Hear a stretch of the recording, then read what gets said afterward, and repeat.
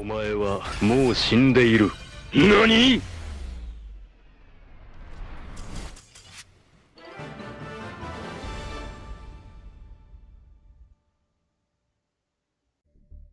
So here's the deck that I reached Master 1 with this season.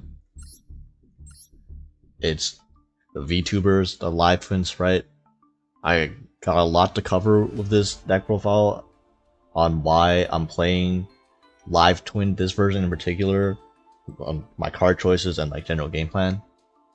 So first of all, I think it's generally agreed upon that for most people when they think of Spright, the Live Twin Spright version is the least common version you'll see and regarded as the weakest for several reasons, which I'll outline. One of them is the inability to use Sprint very effectively. Like when Sprint came out, this was a massive buff to almost every other Spright variant, because they could finally take advantage of the Nimble package to generate extra bodies. Twins, you don't really want to run the Nimble package in the Live Twin part of the deck because you always want to reserve your normal summon for a actual Live Twin if you can. And obviously, if you want to normal summon, if you're in the mindset of wanting to normal summon a Live Twin, it doesn't really make sense to run Nimble Beavers because these then become sort of like bricks because you don't really want to normal summon them because you already have your designated normal summons. So these are only good to summon off Angler then, but they're not good to draw. When the Anglers themselves are also not good to draw, so you're adding upwards of like 5 bricks into your deck in order to generate the extra bodies, which takes up a lot of space because you have to obviously you have this reserve room for Live Twins themselves, and it clogs your normals, and it just having Beavers and Twins in your hand at the same time is not good. But at the same time, because you don't really have the necessary room to fit the Nimble package, what you can do with Sprint is really limited. And honestly, this is gonna sound hilarious, but the best use of Sprint is to bait Cashier opponents into thinking that this is actually important for your extra deck, and then hitting Sprint over anything else in your extra deck, which has happened numerous times when they see that I have 2-ofs of all my important Link 2s and Gigantic, that they go after Sprint even though it actually is just probably the least important part of my extra deck. And you still can use Sprint. There are lines where if you I have a replay video of showing my gameplay of this deck, which I'll definitely link at the end of this video. But if you don't open a single twin monster, you can still access your twin engine by going Sprint, dumping one twin name like Lila, and then Gigantic summoning the other twin name Kisakyo. And that's not very high value because you're using basically 3 monsters to just get one Kisakyo and one Lila Link in rotation, and you're going -2 on the bodies just to access your twin engine, and sometimes you don't even want to do that, but that's the only real play you have with Sprint in Live Twins.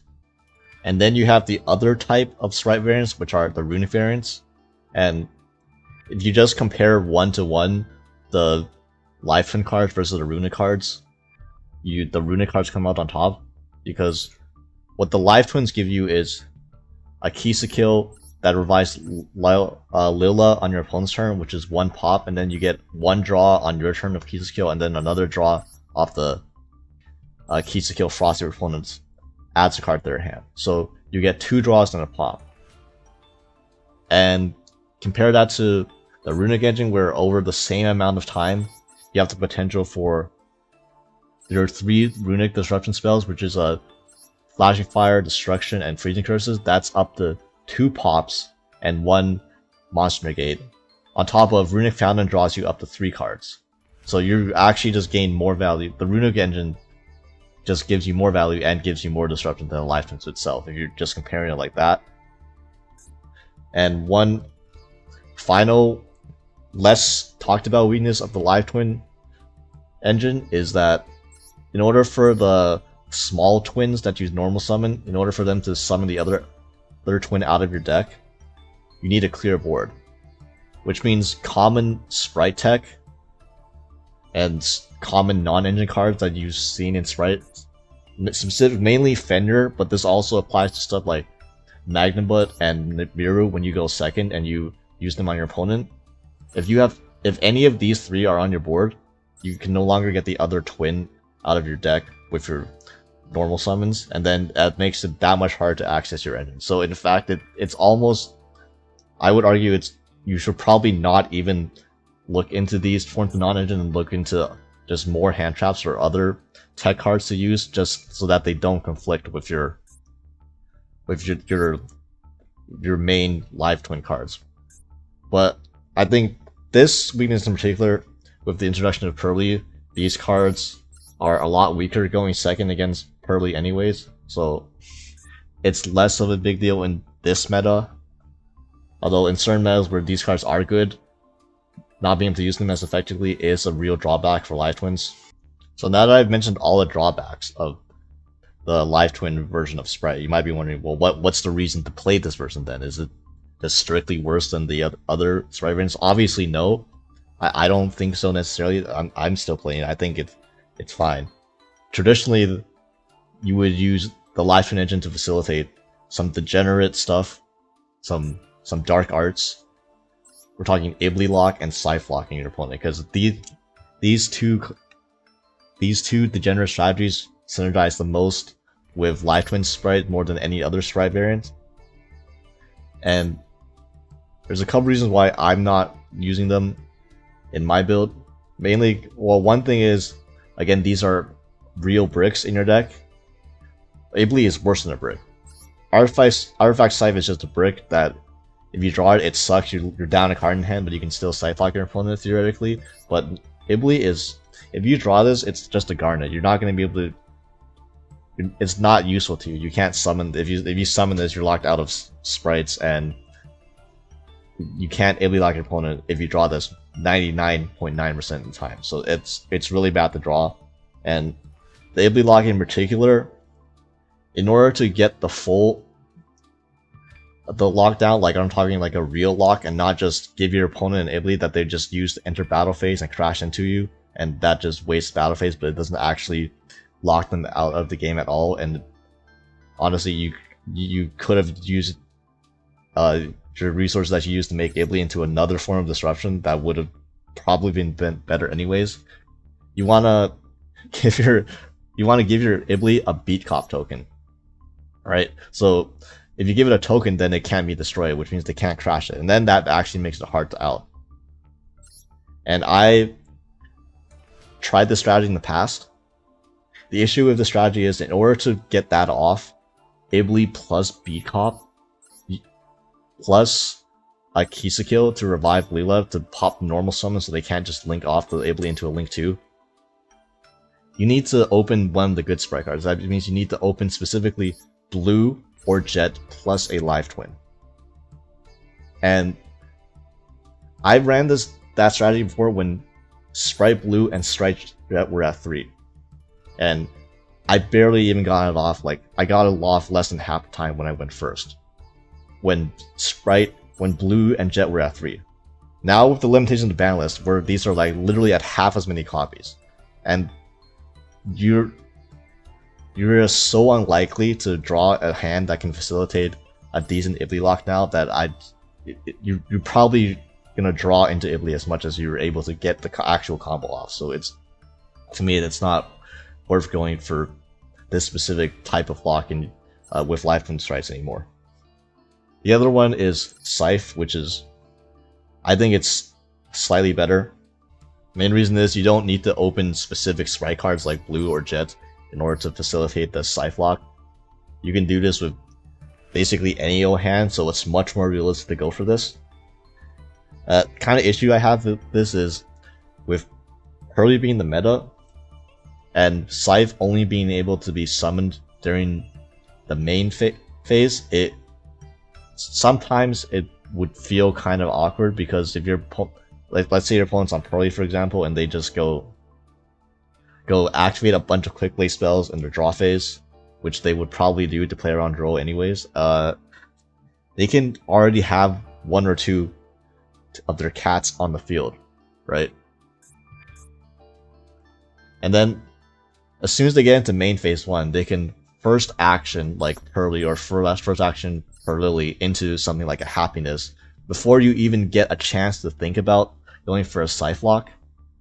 And when they already have Happiness in the field, they can already kill you with that while your Scythe is still in your spell and trap zone, which would probably be the worst feeling in the world, to knowing that you have a Scythe lock but your opponent already went into their main extra deck strategy.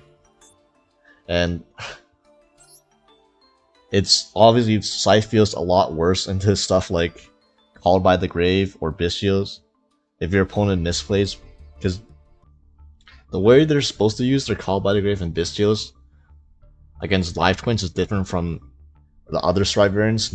Normally you would just hold off until your opponent tries to target something with Elf, and then you chain the Called by or the Bestial on the Elf target. Against Life Twin Spright, because I have 2 revival effects in Kill plus the Elf and not just the Elf, I can always, I'm in main phase, I can always block your attempt to Call by the Grave or Bestial most likely my Lila by chaining an Elf to, or the Kill to your Call by the Grave or Bestial. So you actually are supposed to, in the draw by or standby phase, shotgun the Call by or Bestial before he gets to the main phase, so I can't block you. And obviously if your opponent doesn't know that and they play into it that way,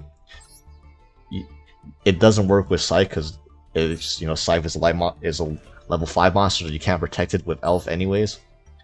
But that's one thing. And the other thing is, if your opponent goes to hit my Lila during the draw phase or the standby phase and removes that, they remove 2 interruptions in one. Because I spend resources, I spend an extra body to get the Scythe on the field, and then Lila itself is a way to pop Scythe. But if they just get rid of the Lila, not only do I lose the pop, but I also lose the Scythe itself. So they're getting rid of 2 interruptions with 1 card. And whereas if I had just gone for something like another Carrot or an IP instead of the Scythe, I would still have that after they get rid of my Life Twin, as opposed to losing both my interruptions. So, and obviously, you need a extra slot in the extra deck to play either of these, which I'll get to later is really tight for various reasons. So why am I playing Life Twin Spright? Well, I'm using the synergy with Knightmare Gryphon, and the fact that Life Twin has the best synergy and the best link arrows to use of Knightmare Gryphon, because you can easily make this with just one body that's not Elf, since your Life Twins and Kills are both Link 2s, so that's just IP plus either of these is a free.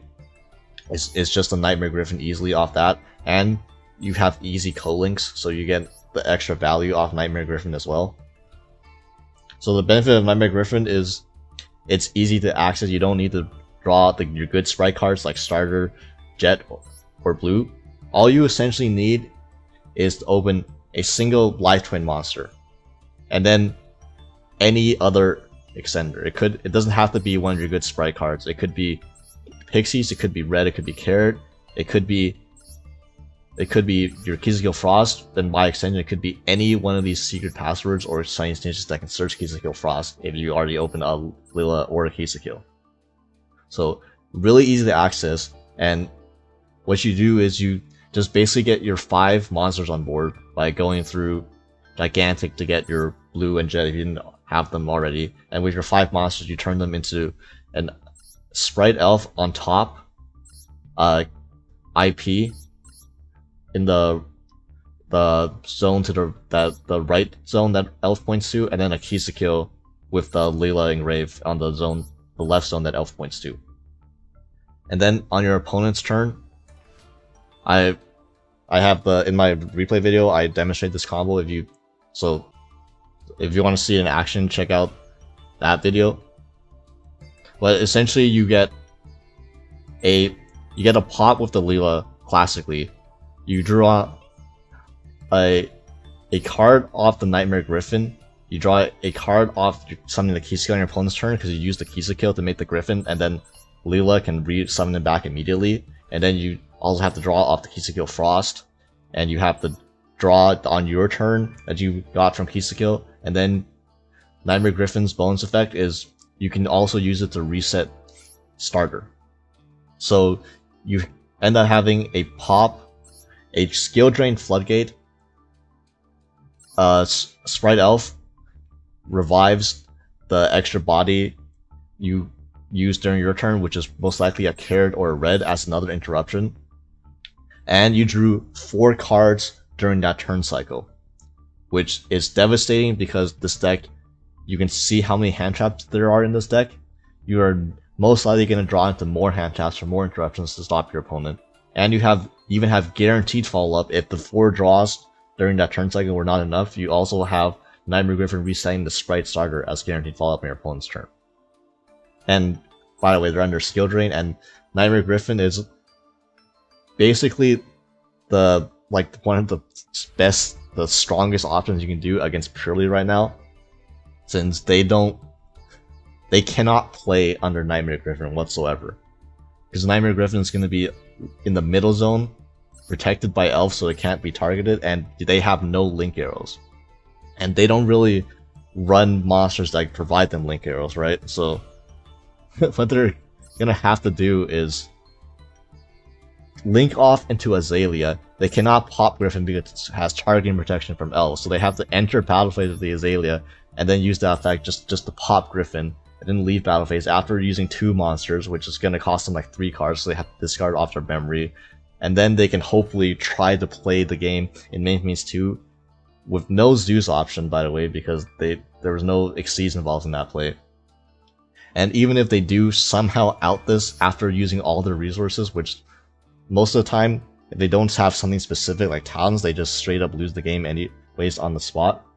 But even the beauty of Gryphon is that it is an interruption, it's a floodgate, but it's also amazing follow-up. So after they deal with it, I mentioned you drew 3 cards during your opponent's turn, plus the reset starter. So they're not going to kill you, and they're going to die the next turn.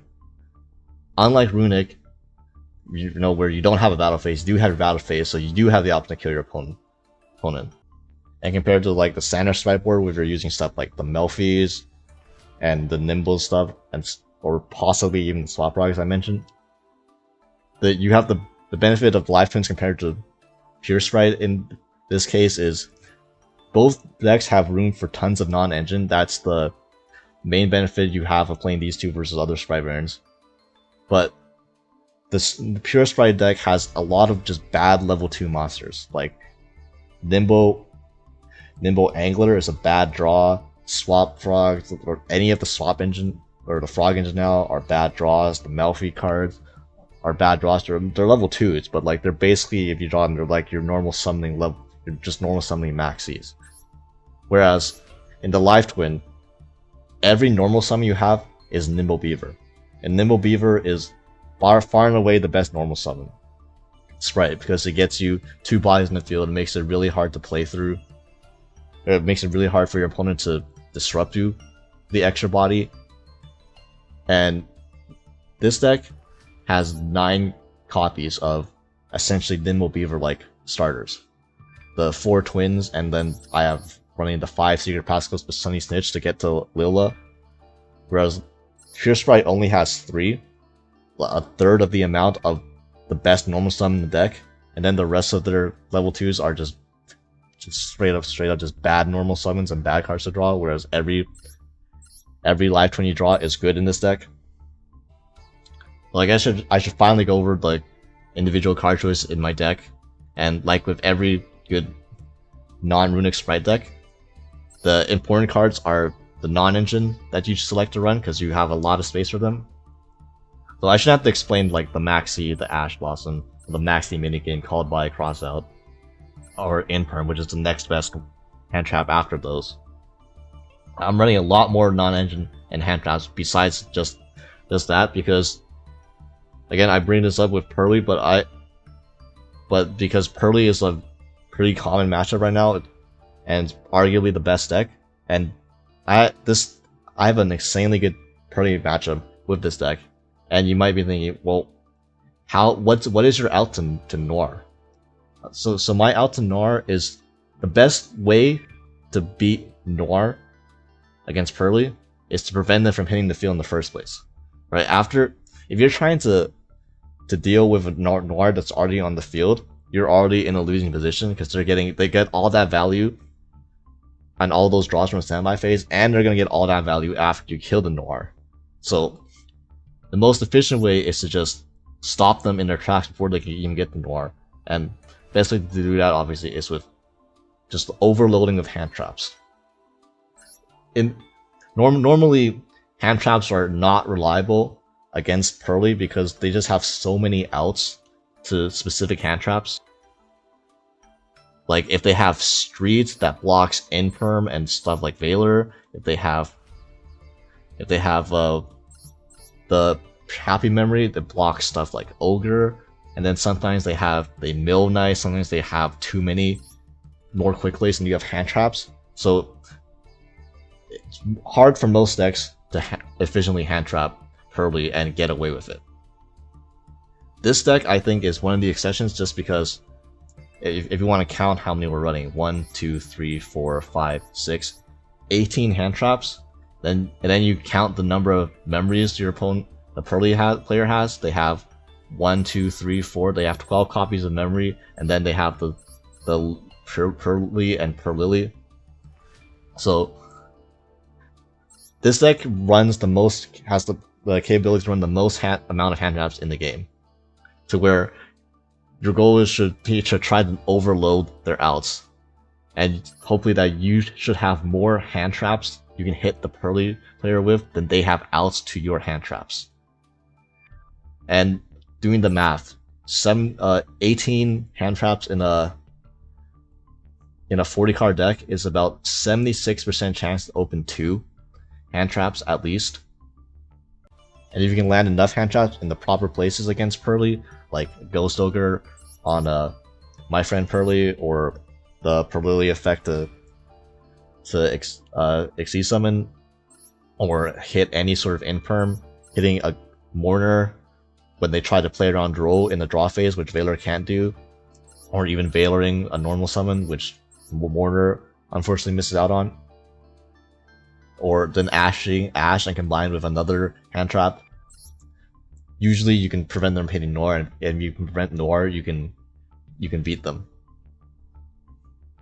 So the additional hand traps of choice I have our Ghost Ogre. Ghost Ogre is, in addition to being, like, obviously I would if I could play 9 Infirms I would, but because I can't play 9 Infirms, Ogre is one of the next best ones, because you can still hit the Exceed Summon effects, you can still hit the Pearly, the My Friend Pearly. It's just it has the weakness of playing into Happy Memory, but better have it.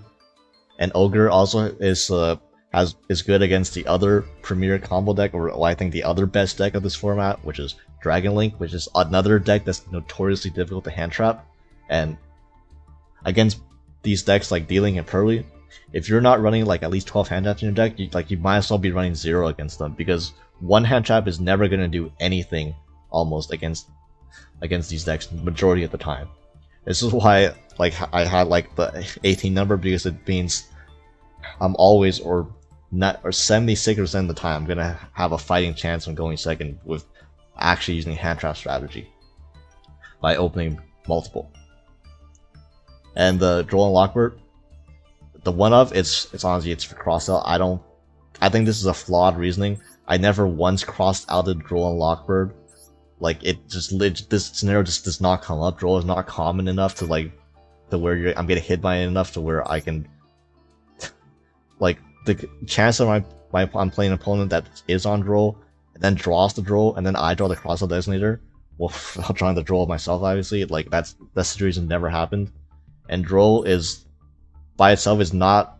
It's a hand trap that's kind of awkward to use in life twins because I mentioned before you're drawing 2-3 cards during your opponent's turn, and you don't really want to draw at that point because then you're just cutting off your own draws as well. It's kind of weird. So this could very well just be more Veilers, and Veilers is generically good, even though it is. The reason I'm maxing out on it is it has the weakness of losing to draw phase memory spells.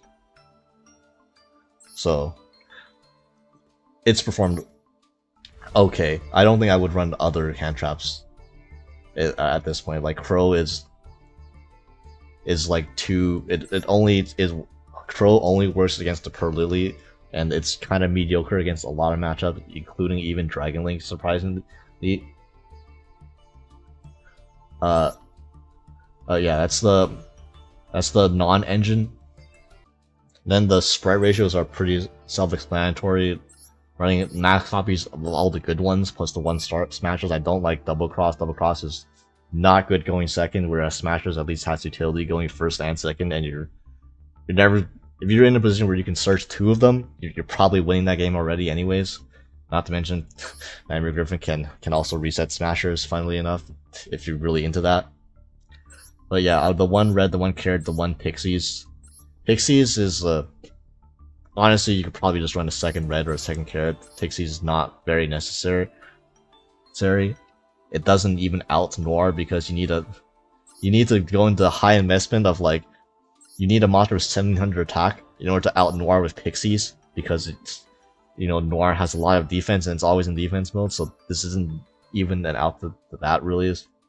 So it's just, I've probably made use of Pixies like 1 time my entire client specifically, and 90% of the time it's just an extender. And funnily enough, the 1400 attack points just by itself, having more attack than red or carriage, has come up more often than its effective boost. So this could be another. This could be anything, and there's another card that I'll cover at the end that I might replace Pixies with for the new meta and the new packs. And then the Life Twin cards are 3 Lila and 3 Sunny Snitch. I don't respect Droll enough, like, even though it's funny enough I put Droll in here as a class target, but like as I've played, I've not been hit with Droll barely at all. I've like probably only twice ever, so I don't think it's worth respecting it at this moment, and therefore it's best to run as many copies of Blue as possible, because Blue is the best one. Blue lets you make keys to kill with the keys to kill Frost, or it lets you make the Link 2s with the keys to kill Frost. Like keys to kill Frost is the good costume, the good extender, gives you a draw. And this keys to kill is not really the one you want to open with. If you draw it, obviously it's fine. You can just normal summon and get the Lila out. It's perfectly fine. But this is mainly if you have hard opening Lila and another Sunny Snitch or Pascal, you can Lila for the keys to kill out, and then search the Frost, and then still summon it, and then funnily enough, that's also just your full combo right there off of just those 2 cards. And the ratio is 5 of these because I'm not running the home.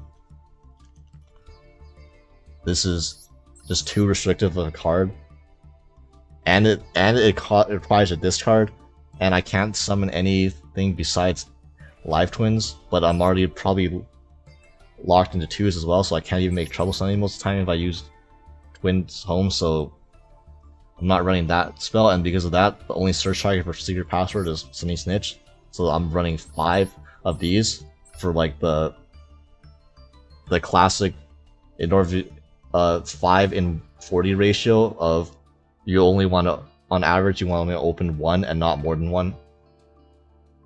Thanks Patrick Holman, I guess. And for the extra deck, so the extra deck, I'll tell you the stuff that's absolutely necessary.